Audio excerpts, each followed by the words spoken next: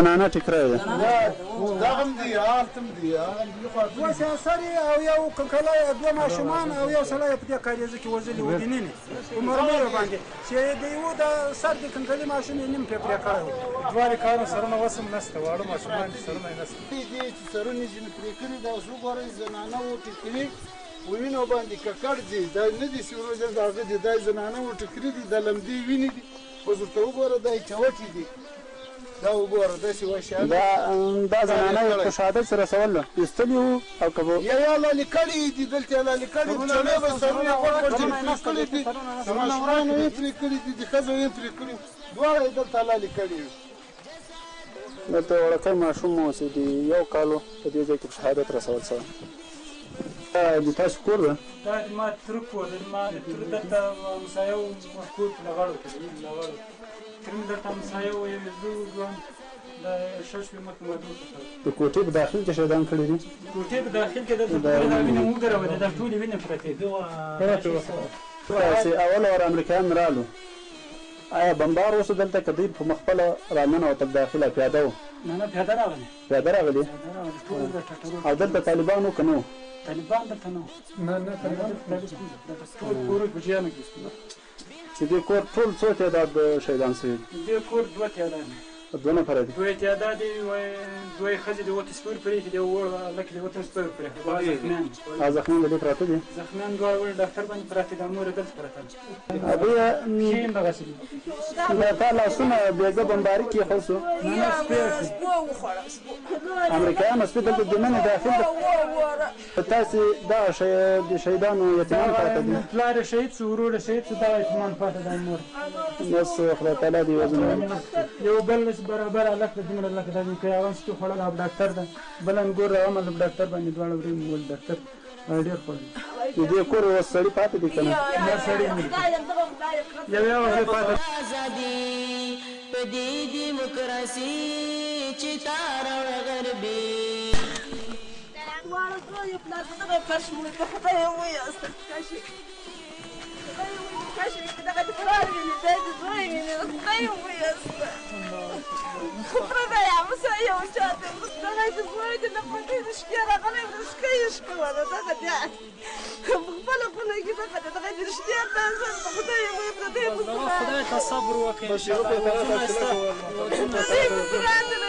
راغلی وه پرې سپکېږي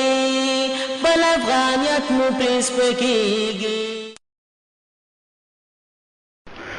و حالا هم ضمیر خوابیده باقی خواهد مانده باشد و حالا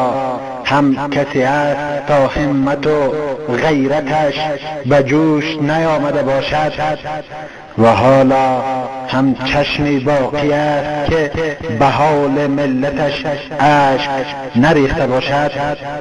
و حالا هم کسی است تا احساس قربانی به او پیدا نشده باشد و حالا هم کسی است تا به او احساس انتقام از فرزندان صلیب پیدا نشده باشد. نه، هرگز نه. هر مسلمان با ایمان و با غیرت دیگر خوابیده نمیتواند بماند. همت او را خون برادرانش و اشک خواهرانش بیدار ساخته، وگرنه ریختن عفت خواهرانش هرگز دیگر او را به خواب نمیماند. ولی مسلمان و آن هم افغان مسلمان هرچه را خواهد پذیرفت، ولی تجاوز و ننگ ناموسش را پذیرفته نمیتواند. سکان سرزمین آزاده افغان اگر پشتونند، اگر تاجک، اگر ازبکند و یا هزاره و یا هر قوم دیگر به هر ظلم تن خواهند داد، ولی ظلم تجاوز بر نوامیسشان را هرگز نخواهند پذیرفت و به قیمت خون از آن دفاع خواهند کرد. این خواهر پکتیا نیست، او خواهر هر افغان است، او خواهر هر مسلمان است.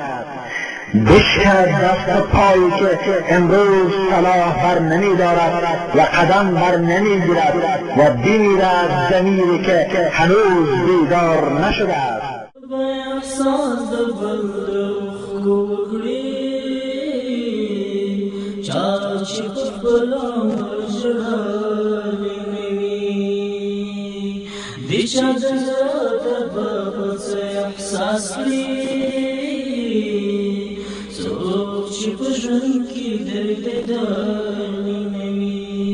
د دیوال ماشوم زنګو ماشوم شهادت رسولی